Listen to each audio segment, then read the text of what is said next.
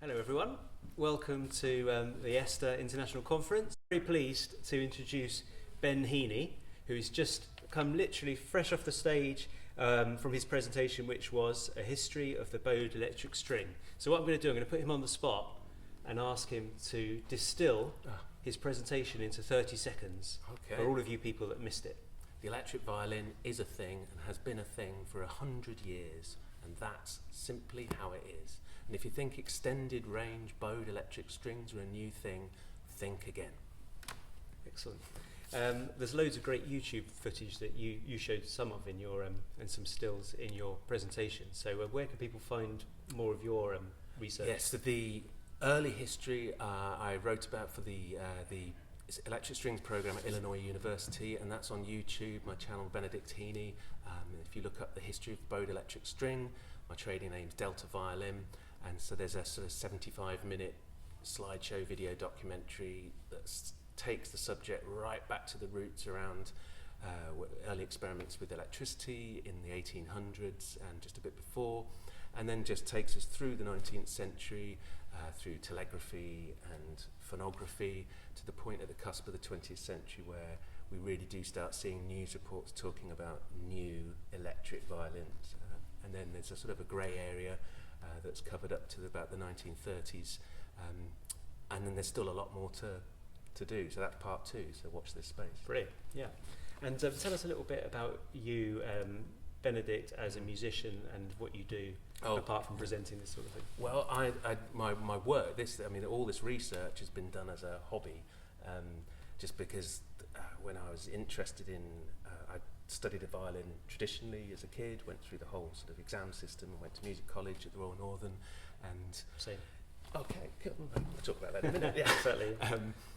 And I got there and already was really wanting to do electric violin, but was told it was too new. You can't do that. Prove that you can play Bach, Beethoven, Mozart first.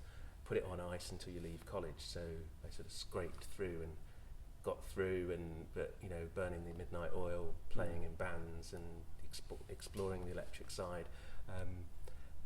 And so I've continued doing that as a sort of a, just out of interest. But as a day job, I play music for dementia care, and I work with disabled and community support services, and I provide musical activities. I'm very interested in the power of music, particularly in dementia. Wow. So as a weekly thing, I'm playing violin, guitar, piano, singing, engaging like that. And that's pretty potent stuff. When stuff starts happening, you can't tear your eyes away. It's pretty cool. I bet. Yeah. And when you were studying in Manchester at the Royal Northern, was there anyone there that was a mentor to you in that time where probably they wouldn't be as encouraging of kind of multi-genres of music and that sort of thing? It was my peers. It's the people that I was living with, and we felt that there was something that was missing in our day-to-day college experience, that we didn't think it was like us just being, we were wild, but it wasn't just rock music, or it was always like exploring what more could be done with electrified and processed sound, and it was very exciting. And we just thought, well, if you're not interested, more fool you. We really did sort of take that attitude. But no, I was very fortunate that my pre-college teacher, Rosemary Rappaport, and my mentor Tom Armstrong they didn't get it, but they encouraged. They said, if that's what's really feeding your enthusiasm and excitement, you should pursue it. And Rosemary was not critical of the electric violin, but she's just, you should cock her head and like, what is that sound? And but it was never blocked like. And sadly, when I was at college, there was very much a case of you either stop doing this or you leave now. And it was very much this is not part of the college. And I've since learnt why, and they had a system, and electric instruments weren't part of that system, and they thought it was too new, but that's just because the data was much harder to find than it is now. You know, you can go onto Google, and there are other search engines out there. You can type patents, and you get onto a patent website, and then you can type electric magnetic pickup, and suddenly you've got all this list. But when I started the research in '95, to look through patent books was literally go to the city library at the top of the hill, the big round library, and go to the patent section and say, right, I'll have the book for 1932, please. And they honestly, the books are like this thick, and they'd say, well, which class of invention do you want? I was like, well, come back when I've learned which class it is. Yeah, right, it's 88-2, you know. Yeah. And then they go, oh, right, and then you get that, and I would literally go through each page. Violin, right, okay, write that number down, and and then in, I don't know, it was like 2000, 2001, I started publishing under digitalviolin.com, which was my sort of site to let the news out. And then it was sort of like, oh, you can just type, electric violin, it goes search engines, you know. Much easier nowadays. Yeah. But I think the flip side is that what it proves is there is a huge amount that we just don't know about.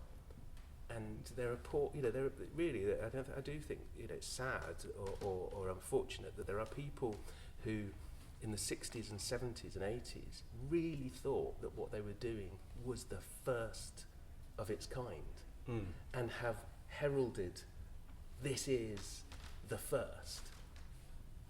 And it's like, it's not. By 30, 40 years. It's like, it really isn't. There are records, there are photos, there's film, but the internet is making it all much more available. So, it's unfortunate. Yeah, absolutely. That's very interesting. And in Ben's presentation, which is just finished, he ended by showing a very special instrument, which I'm sure you can tell us about now. Yeah, this is an absolutely beautiful electric violin in almost mint condition from 1957 at the latest, possibly 55, but more likely 57. And this is the production prototype made by Leo Fender, and it came off his workbench and handed to the production team, who thought there was going to be a run of 200 as a sort of start. They put it in the catalogues and they sent it out to the information out to the dealers, but the dealers came back and said there's no interest in an electric violin. So the question then was, why do I need an electric violin? Whereas now the question is, which electric violin do I need? Yeah.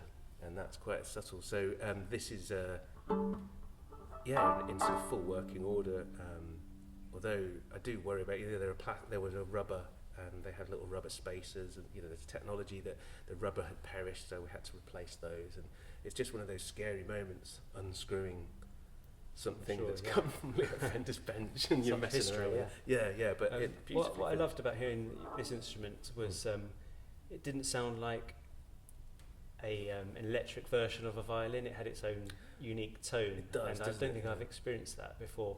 No, it's a unique pickup. So again, I don't understand why, and maybe ESTA is going to change stuff by making this known, but why there aren't people using Leo Fender's pickup idea, because he didn't. It's not a pickup like you find on any of his guitars. It's completely designed especially for a violin.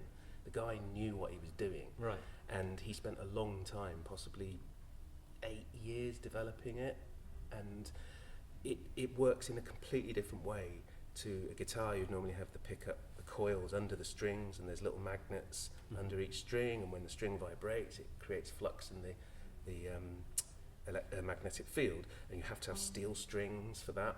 Whereas this, the coil and the poles are underneath this side where the sound post would be on a violin, and the bridge sits on like a seesaw here, so when the strings vibrate that way, the bridge rocks as it does on a normal instrument, but the foot of the plate that it's sitting on then moves up and down above the coil, and that's what's causing the flux. So you could have rubber strings, you could have, it doesn't matter, you could have gut strings, you're going to be able to use the string. Yeah.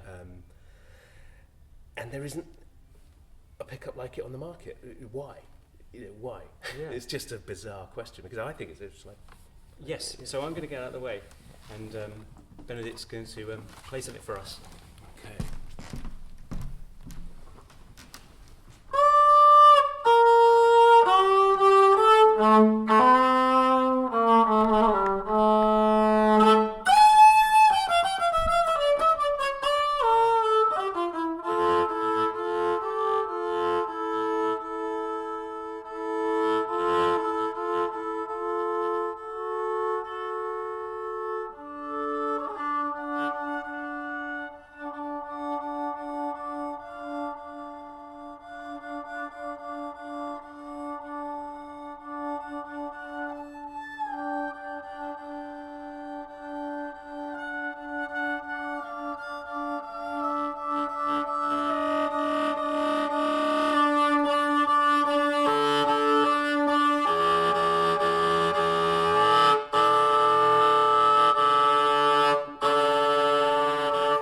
Double top stops.